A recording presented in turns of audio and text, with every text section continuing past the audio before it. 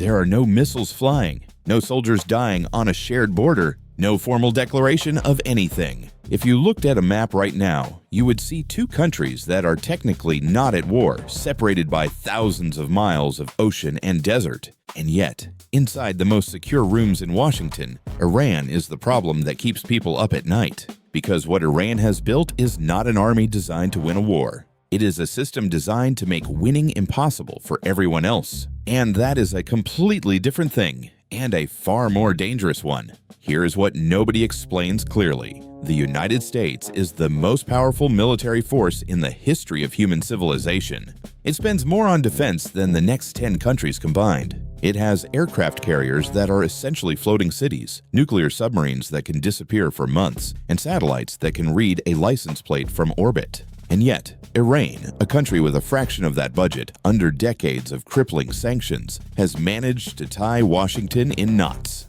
The question is how? The answer will make you rethink everything you thought you knew about power. Iran does not need to beat the United States. It never did. What it needs to do is make any American action too costly, too unpredictable, and too dangerous to attempt. That is the entire strategy, and it works. Not because Iran is stronger, but because it has engineered a situation where strength itself becomes a liability. Think about it this way.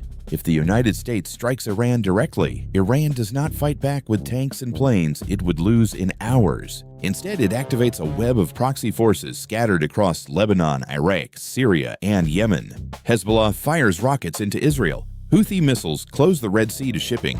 Shia militias in Iraq target American bases. Suddenly, a strike on one country produces chaos in 5. That is not a military response. That is a geopolitical detonator, and Iran has spent 40 years wiring it.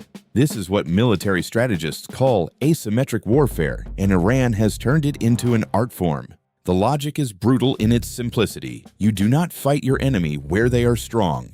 You force them to fight everywhere at once, spread thin, reacting instead of acting, always one step behind. And while the United States is scrambling to put out fires across the Middle East, Iran sits at the center of the web, untouched. But here is where it gets even more uncomfortable for Washington. Every option on the table comes with a catastrophic downside. Strike Iran's nuclear facilities.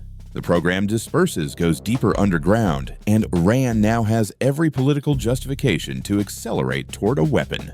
Impose more sanctions. Iran has already adapted its economy to survive them, and the sanctions have pushed it closer to Russia and China, giving Tehran new lifelines Washington cannot cut. Then Iran reads the silence as permission and pushes further. There is no clean move. There is no surgical solution. That is not an accident. Iran designed it that way, and this is happening at the worst possible moment for the United States. Washington is simultaneously managing tensions with China over Taiwan, supporting Ukraine in a war that shows no sign of ending, and trying to hold together a NATO alliance that is straining under the weight of its own contradictions. Every crisis that flares in the Middle East pulls resources, attention, and political capital away from those other fronts. Iran knows this, and it times its provocations accordingly. What the United States is facing is not a rogue nation throwing punches in the dark.